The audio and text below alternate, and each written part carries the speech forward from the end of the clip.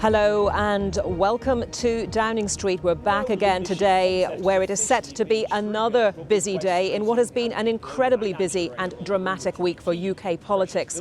The Prime Minister, Sir Keir Starmer, is now facing a drawn-out wait for a potential leadership challenge after the Mayor of Greater Manchester, Andy Burnham, announced his intention to fight an upcoming by-election and return to Westminster, or indeed try to return to Westminster, because of course Mr Burnham must become an MP before joining any contest for the Labour leadership. Now, in order to stand in the Makerfield by-election, Andy Burnham must be approved first by Labour's National Executive Committee. One of its members has told the BBC he thinks Mr Burnham will be cleared to stand, but warned that Labour would face tough competition from Reform UK, which did well there in last week's local elections. And even if Andy Burnham wins that seat, other Labour challengers to the top job could include Wes Streeting, who yesterday resigned as Health Secretary, and Angela Rayner, the former deputy leader of the party. Well, last night, Downing Street insisted that Sir Keir would fight any challenge. This morning, one of the Prime Minister's key allies, the Housing Secretary, Steve Reid, said he didn't expect a leadership challenge, but admitted it had been a dreadful week and urged his colleagues to take a breath. So lots to discuss over the coming hours. First, let's get this report from our political correspondent, Harry Farley. Burn to run or crash and Burnham. One name on today's front pages, that of the Mayor of Greater Manchester, Andy Burnham. He confirmed yesterday he is running to be Labour's candidate in a new by-election after this MP, Josh Simons, said he would stand aside for him in Makerfield in Greater Manchester. Keir Starmer won't block Andy Burnham like he did in the Gorton and Denton by-election, so the Mayor's main obstacle is Reform UK, who hammered Labour in this area at last week's elections. But the Prime Minister could be facing a three-headed challenge after the Health Secretary Wes Streeting resigned, criticising his leadership, and the former Deputy Prime Minister Angela Rayner said she had settled her tax issues and wouldn't rule out a run at the top job. For now, though, the focus will turn to a corner of Greater Manchester that could determine our future Prime Minister, as this former minister who supports Andy Burnham made clear. The entire Labour movement will rally around in order to win that by-election, because it is a test of whether we can beat Reform, and we are determined to do that.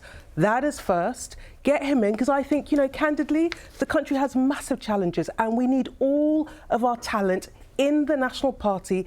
This former minister supports Wes Streeting, but listen to how warm he is about the Manchester Mayor. Andy Burnham is a proven personality and talent within the Labour Party. I agree with Miata, we should have all our talents available to us, because the common cause here is the cause that Kevin is talking about, the dark forces that are coming over the hill. If the different rivals to Keir Starmer don't come together and pick a candidate among them, it's likely they'd offer each other prominent roles in the event of either's victory. But at the moment, there is no leadership contest, and Keir Starmer insists he's not going anywhere, as this loyal MP made clear. Never count Keir out. He's been through so many knocks and got through them all. We had going back to taking out the leadership of the party, taking out anti-Semitism in our party, coming back from the Hartlepool by-election, winning that amazing result in 2024. The former Treasury Minister James Murray is the new Health Secretary as the Prime Minister tries to get on with the job. But if Andy Burnham can reverse Labour's poll ratings and defeat Reform UK in Makerfield, he will be favourite to have the keys to number 10. Harry Farley, BBC News in Westminster.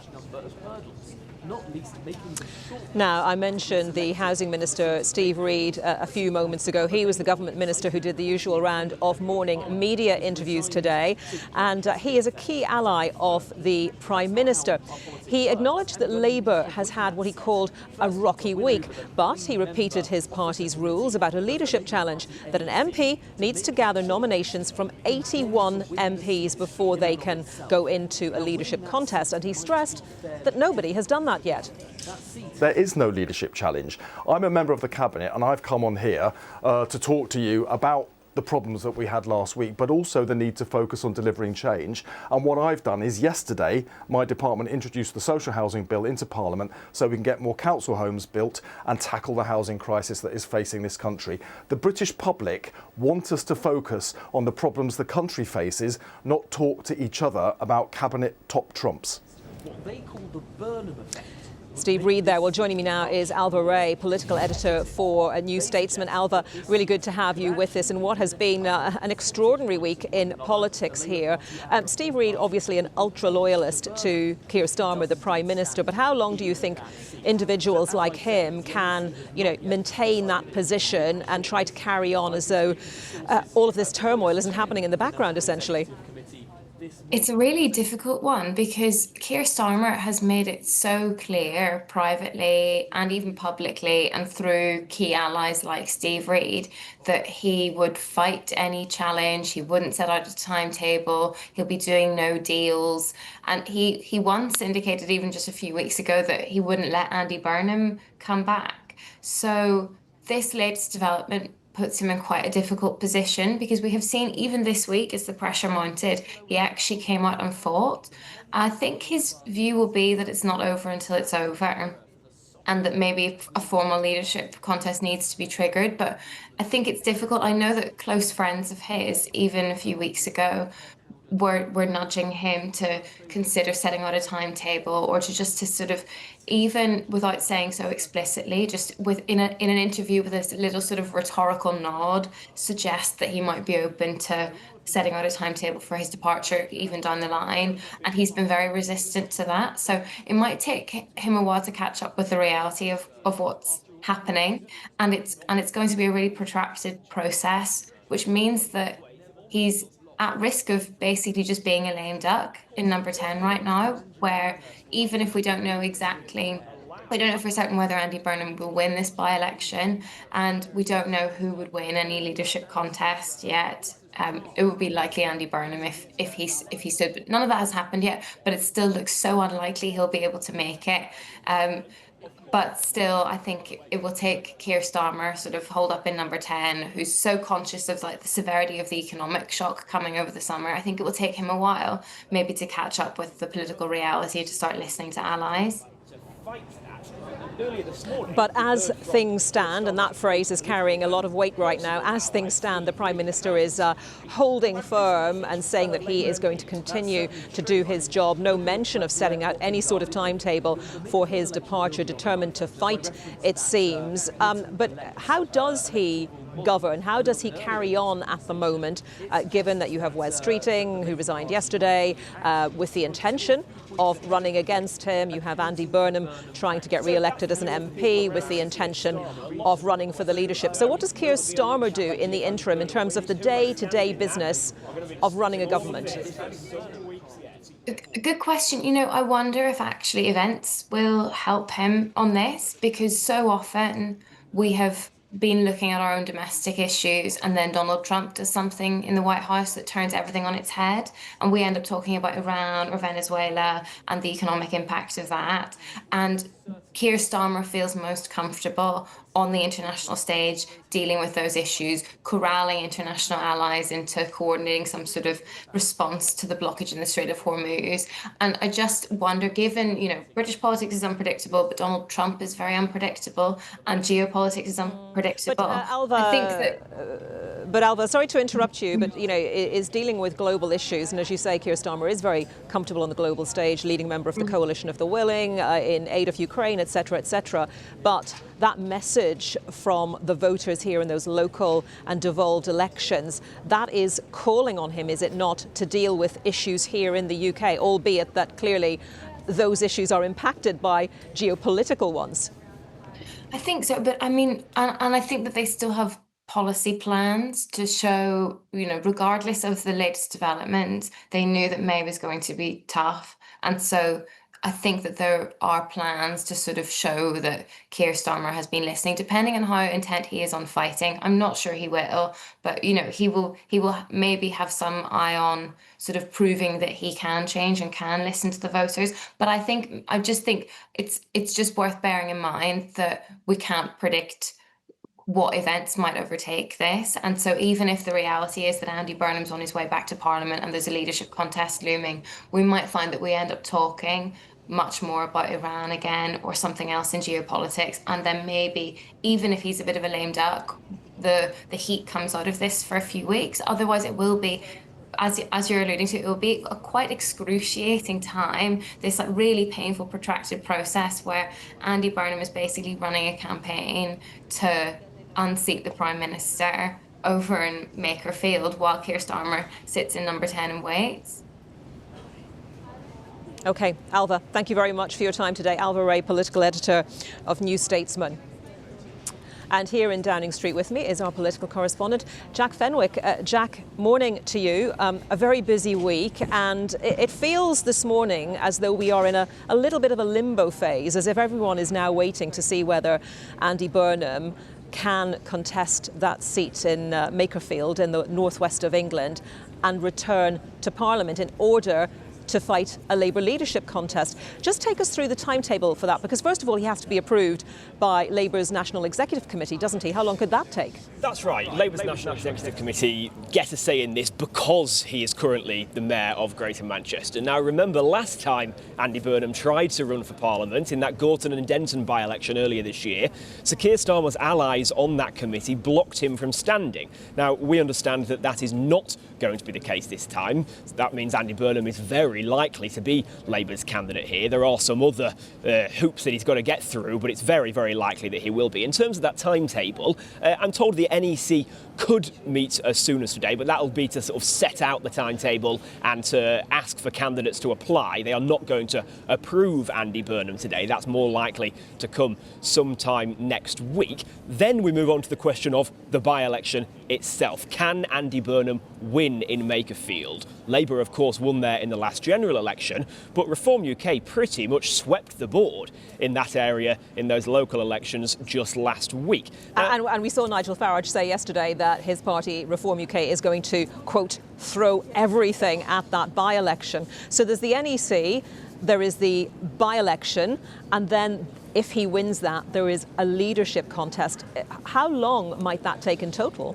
It could be weeks and weeks and weeks. I mean, Months. Labour leadership contest, yeah, easily months. That's how long Labour leadership contests normally take. I mean, first of all, Andy Burnham would have to try and trigger that leadership election. He would need the 81 MPs, just as we've been talking about with Wes Streeting throughout this week. Now, the people around Andy Burnham are very confident that he would have those numbers. We've seen lots of Labour MPs say positive things about Andy Burnham this week. So if he becomes an MP, if he then triggers that leadership election, the next question is for the man behind that door.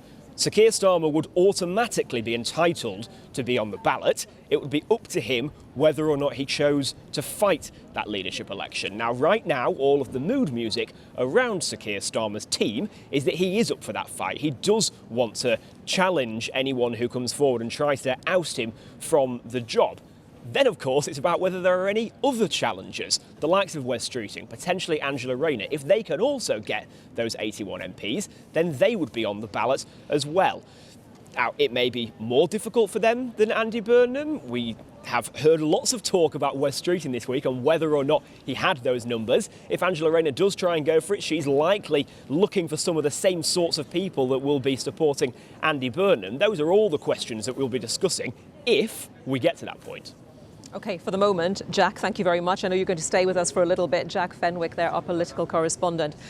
So, as Jack was saying, all eyes on this by-election, and that's the constituency of Makerfield in Greater Manchester in the northwest of England. So that's going to be a crucial part of the jigsaw in whether Andy Burnham can return to Parliament in order to fight a Labour leadership contest. Our UK editor, Ed Thomas, has been to Makerfield and sent this report. The wait is over. For Andy Burnham, the road to Westminster could begin right here. Your MP is stepping down. Yeah, I know, yeah. He's stepping down for Andy Burnham. Yeah. He wants him to be the next Prime Minister. Fantastic. Andy Burnham will stand up for the common man, as he did for Hillsborough. And now this town is about to hit the political map. Ashton will just become a media circus over the next 8 weeks. Hopefully people become properly politically engaged rather than just reading what they see on social media. Do you want Andy Burnham to be your next MP and potentially the next Prime Minister? MP, yes. Prime Minister, not sure. This has long been Labour territory, and it's not hard to find people who welcome the idea Have you really waved us in? of Andy Burnham MP. Who are you with?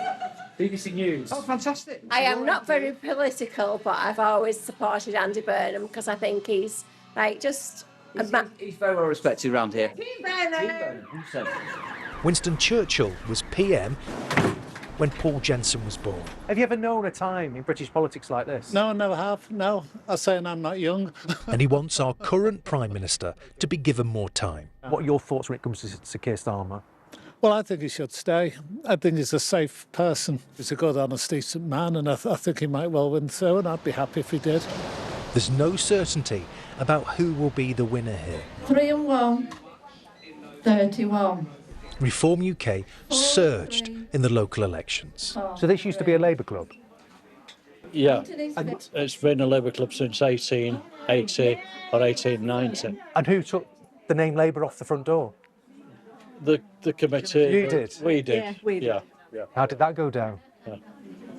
Not a problem. And now it's just the Bryn Community Club. I feel like I've been let down by Labour. They've not done what they said they were going to do. They're certainly not the Labour Party of old. A by-election. Will you still stick with your new party, Reform? Yes, I'd certainly stick with Reform. Not everyone here has turned away from Labour, but Della and Steve have made their minds up. Well, the majority of people I know have changed. To Reform? Yeah. Or anything but Labour. A by-election is on. A moment that could decide who is in the running to lead the country. Really interesting to hear from the constituency that Andy Burnham is hoping to contest.